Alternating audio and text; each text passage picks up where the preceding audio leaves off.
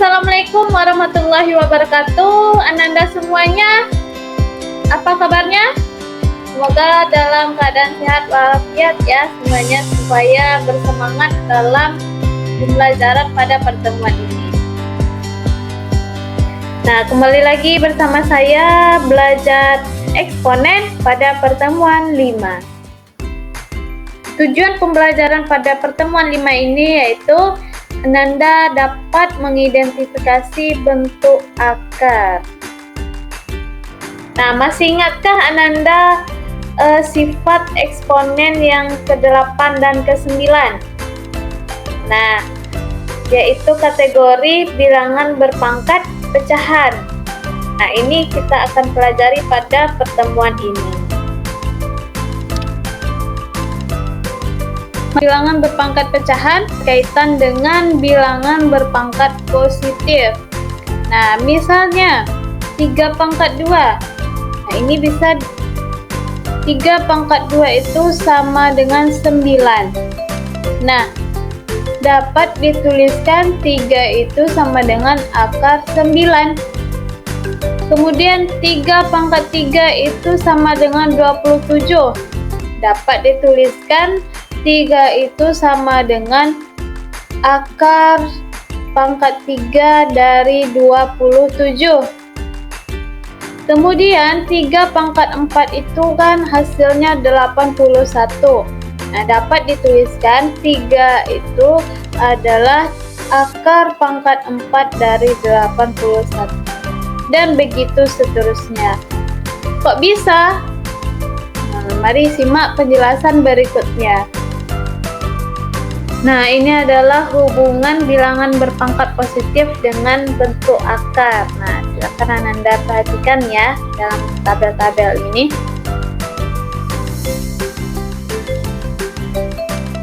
Nah, saya akan menjelaskan kepada Ananda apa itu bentuk akar. Jadi, simak dengan baik ya. Jadi, bentuk akar ini merupakan bilangan berpangkat ya, berbentuk B pangkat N sama dengan A, sedemikian sehingga B ini bisa dibuat dalam bentuk akar, yaitu akar pangkat N dari A. Nah, Ananda bisa lihat simbol akarnya seperti apa ya. Nah, untuk setiap bilangan pangkat pecahan yaitu M per N dengan nilai M dan N itu merupakan bilangan bulat serta N-nya lebih besar dari 0 nilainya, yang dapat didefinisikan seperti ini. A pangkat M per N sama dengan akar N dari A pangkat M, atau A pangkat M per N sama dengan akar N dari A pangkat M. Nah, jadi Ananda perlu perhatikan bahwasanya A pangkat M per N itu yang dapat dinyatakan dalam bentuk akar itu pada pangkat pecahan M itu merupakan pembilang, N itu adalah penyebut. Pembilang itu akan menjadi pangkat dari bilangan pokok ya, atau basisnya, bilang basis. Kemudian N itu akan menjadi nilai indeks dari akar, sehingga berlaku A pangkat M per N ini sama dengan akar pangkat N dari A pangkat M. Nah, seperti itu bacanya ya. Kemudian bentuk akar ini merupakan bilangan irasional ya. Kenapa bilangan irasional? Akar dari suatu bilangan yang nilainya memuat tidak terhingga, banyaknya angka di belakang koma dan tidak berulang. Nah, ini contoh bentuk akar ya. Misalnya akar 2. Itu kalau kita hitung hasilnya berapa, itu hasilnya 1,414213 dan seterusnya, yang mana nilainya itu tidak berhingga, masih ada aja angka di belakangnya. Kemudian yang B, akar 3, itu hasilnya 1,73202 050 dan seterusnya. Kemudian yang C, akar 8 hasilnya itu 2,82, 8427 dan seterusnya. Kemudian yang D, akar 15 sama dengan 3,87, 2983 dan seterusnya. Sementara itu akar 1, akar 4 dan akar 64 bukan bentuk akar karena akar 1 itu sama dengan 1, akar 4 itu sama dengan 2, akar 64 itu sama dengan 8. Jadi bilangan 1, 2, dan 8 bukan bilangan irasional. Nah, kenapa akar 1, akar 4, dan akar 64 itu bukan bilangan irasional? Karena hasil akarnya itu bilangan bulat, ya, bukan bilangan berkoma.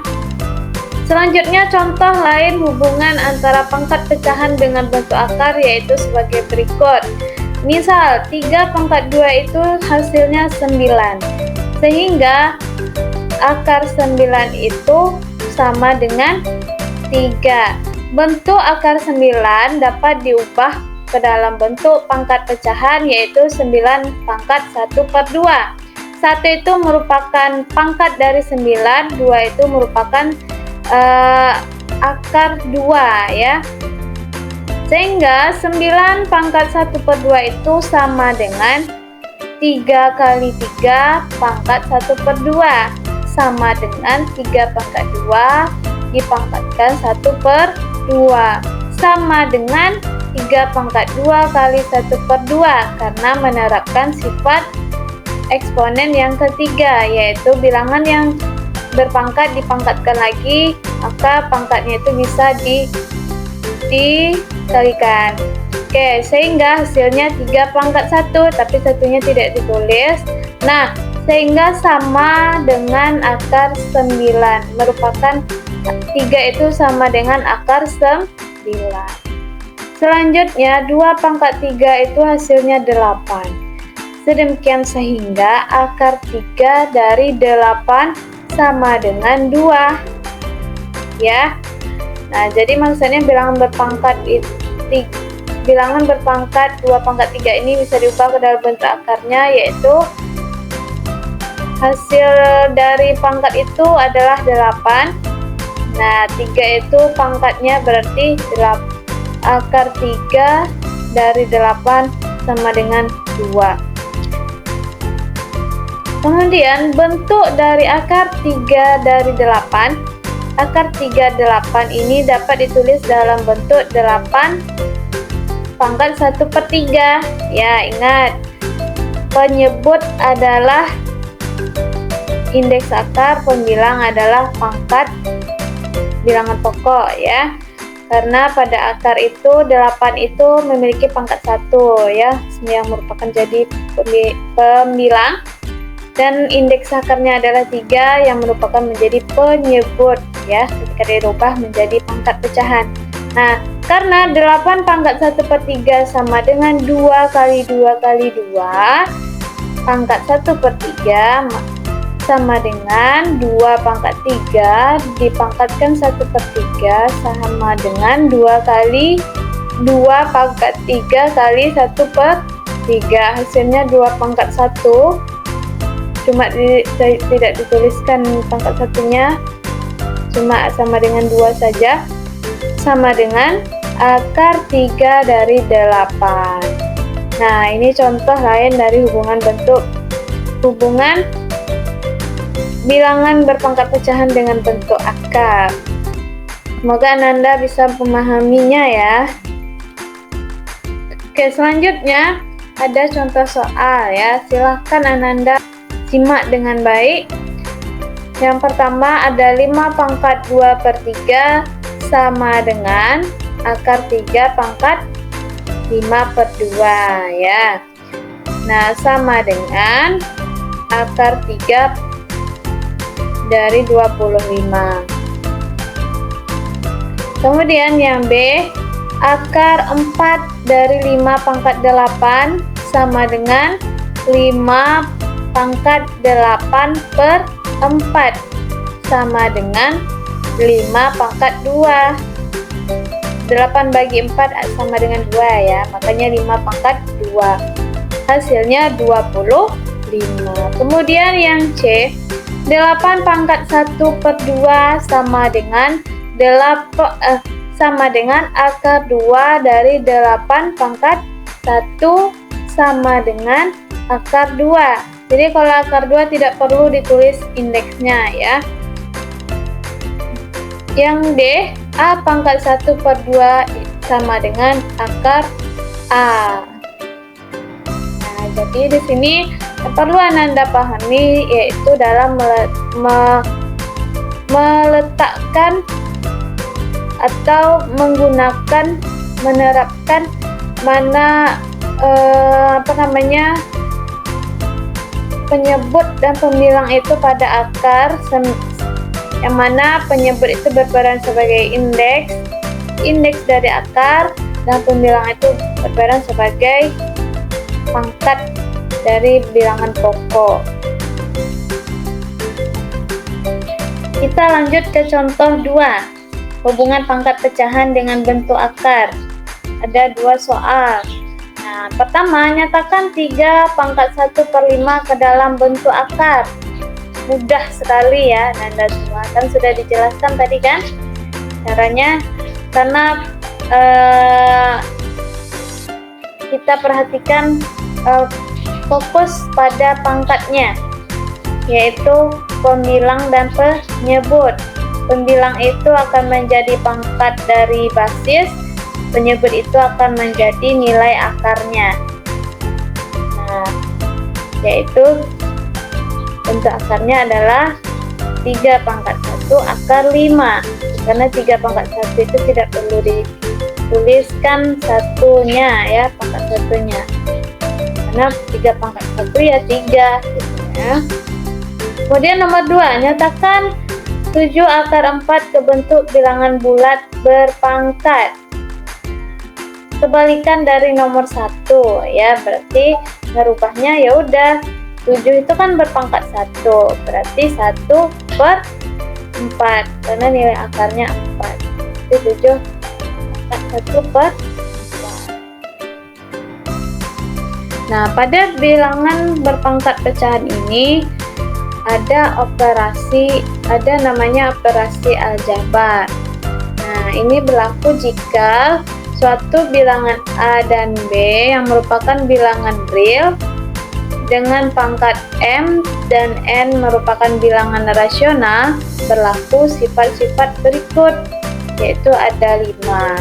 Nah, sifat ini sama dengan sifat eksponen bilangan berpangkat positif ya. Yang mana sifat pertama itu A pangkat M kali A pangkat N sama dengan A pangkat M tambah N. Sifat yang kedua, A pangkat M bagi A pangkat N sama dengan A pangkat M kurang N. Sifat yang ketiga, A pangkat M dipangkatkan N sama dengan A pangkat M kali N. Sifat yang keempat, A kali B pangkat M itu sama dengan A pangkat M kali B pangkat M. Kemudian sifat yang kelima, A per B atau A bagi B pangkat M sama dengan A per M, A pangkat M per B pangkat M, dengan B tidak sama dengan 0. Jadi di sini yang menjadi fokus kita adalah pada pangkatnya ya. Kita lanjut ke contoh soal. Nah, operasi aljabar pada pangkat pecahan. Nah, ada 2 contoh ya. Pertama, sederhanakanlah bentuk-bentuk berikut. Ada 2. Yang pertama, poin A pangkat 2 per 3 kali A pangkat negatif 1 per 4. Kemudian yang B, A pangkat 3 per 4 dibagi A pangkat 1 per 3. Nah, perhatikan alternatif penyelesaiannya. Yang poin A yaitu A pangkat 2 per 3 kali A pangkat negatif 1 per 4 itu kan basisnya sama, Maka kalau sesuai sifatnya, yaitu sifat pertama tadi, pangkatnya bisa kita jumlahkan. Nah, jadi langsung saja A pangkat 2/3 ditambah negatif 1/4. Nah, di sana kenapa kurang? Ya, karena positif dengan negatif hasilnya tetap negatif. Makanya 2/3 dikurang 1/4. Oke.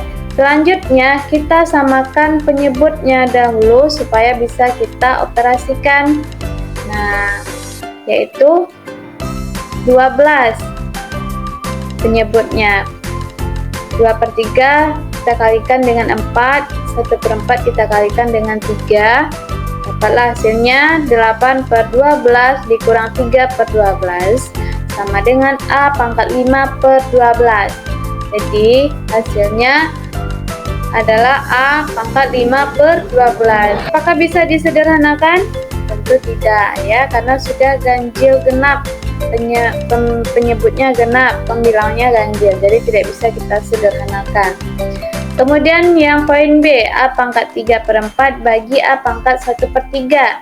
Nah, sesuai sifat yang kedua, itu pangkatnya bisa kita kurangkan. Nah, sehingga A pangkat 3/4 dikurang 1/3. Hasilnya sama dengan A pangkat 9/12 dikurang 4/12. Kenapa? Karena supaya kita bisa mengoperasikannya, kita harus samakan dulu penyebutnya dengan cara kita cari bilangan supaya penyebutnya bisa sama. Nah, berarti 3/4 dikali 3, kemudian 1/3 itu dikali dengan 4, maka diperolehlah hasilnya A pangkat 9/12 dikurang 4/12 sama dengan A pangkat 5/12, karena 9 kurang 4 sama dengan 5. Penyebutnya tetap ya. Kemudian soal yang nomor 2, nyatakan bentuk akar X kurang X akar 3 dipangkatkan 2 sebagai jumlah atau selisih suku-suku. Nah, jadi alternatif penyelesaiannya seperti ini. Silahkan simak baik-baik ya. Nah, pertama-tama kita ubah dulu akar ini dalam bentuk bilangan berpangkat pecahan.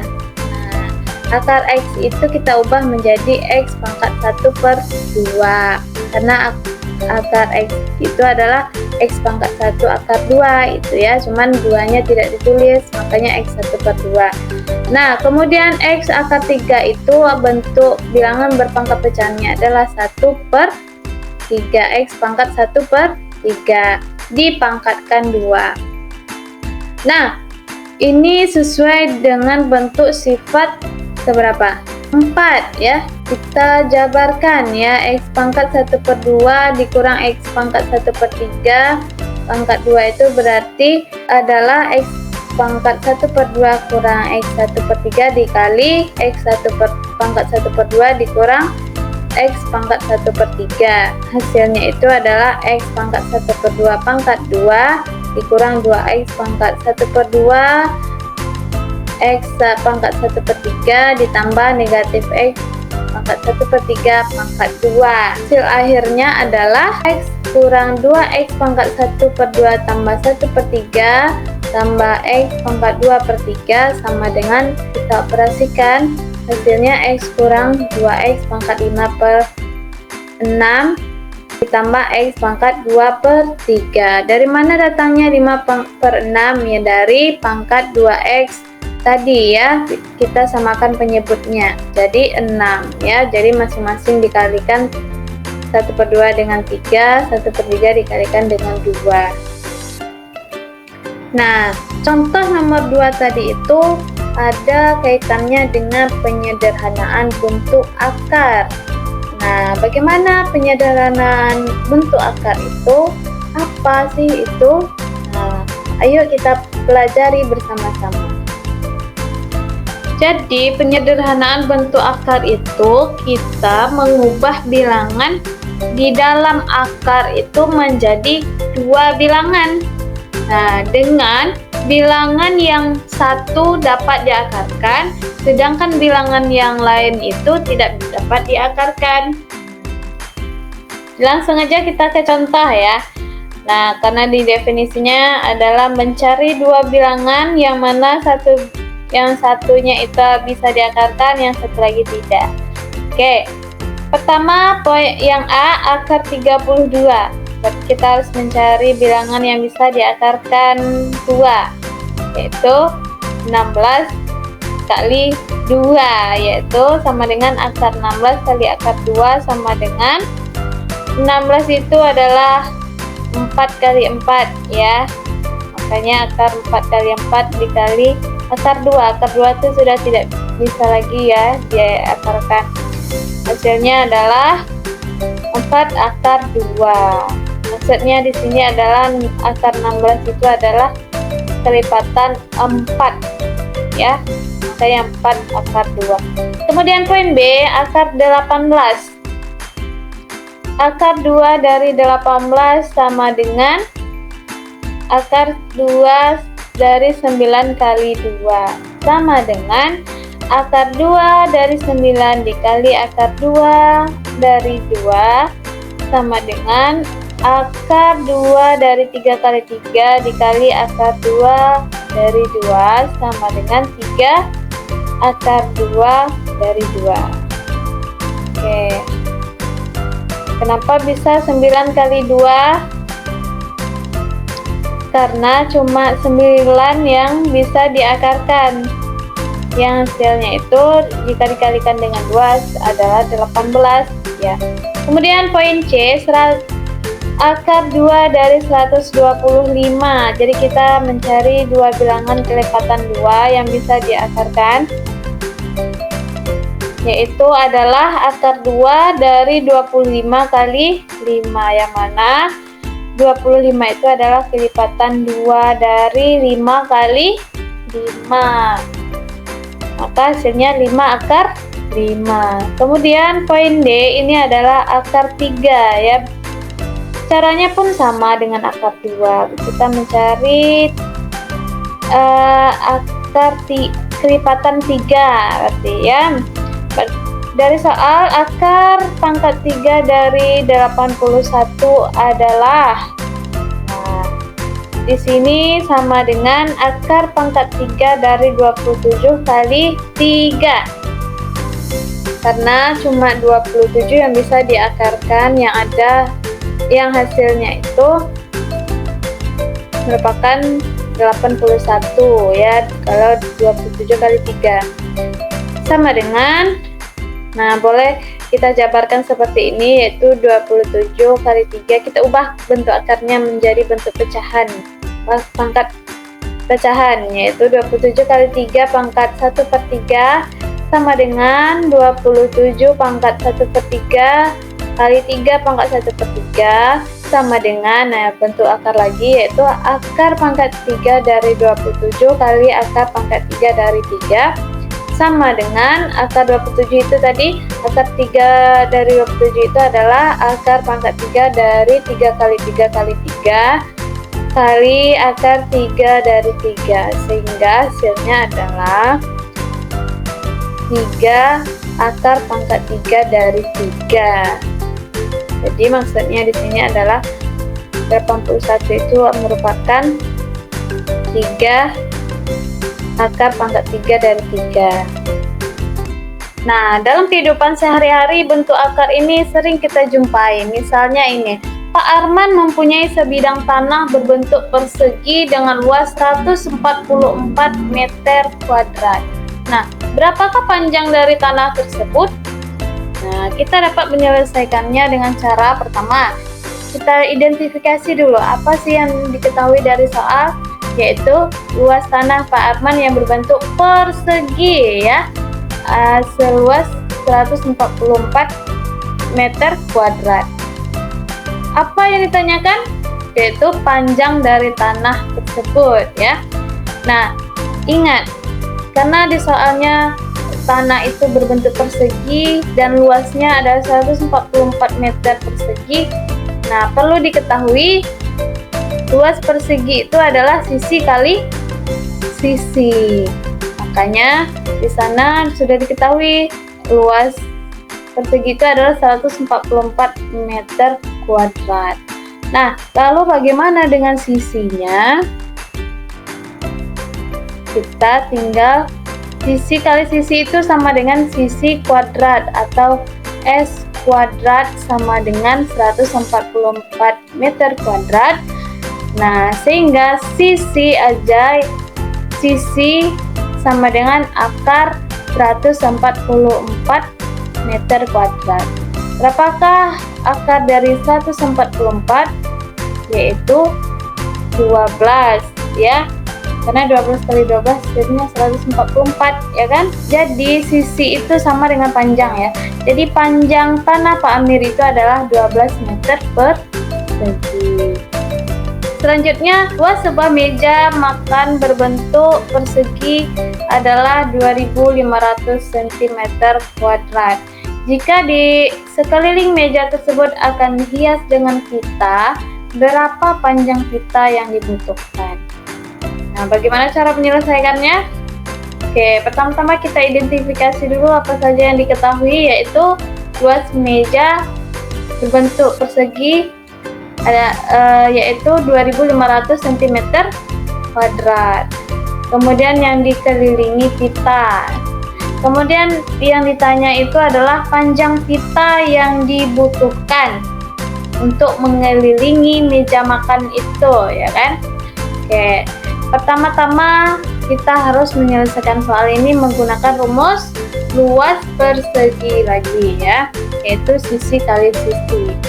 Oke, sudah diketahui luasnya yaitu 2500 cm kuadrat. Nah, untuk mengetahui kelilingnya sama, kita menggunakan rumus sisi juga, yaitu sisi S kuadrat sama dengan 2500, S sama dengan akar dari 2500, sehingga S atau sisi sama dengan 50 cm. Itu adalah panjang sisinya ya. Nah, kalau keliling mejanya bagaimana? Ya udah, berarti 4 kali sisi ya kan, karena persegi itu kan ada memiliki 4 sisi ya kan, berarti kita kalikan 4 kali sisi, yaitu 4 kali 50 sama dengan 200 cm. Jadi panjang pita yang dibutuhkan untuk mengelilingi meja makan itu adalah 200 cm atau setara dengan 2 meter.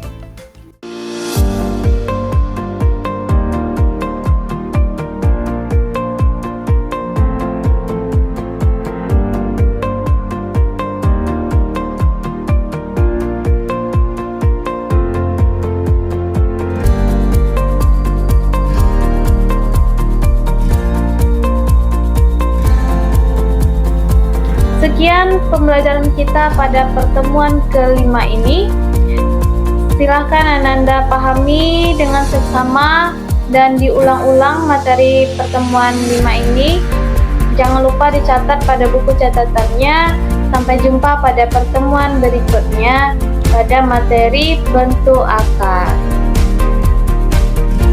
Wassalamualaikum warahmatullahi wabarakatuh.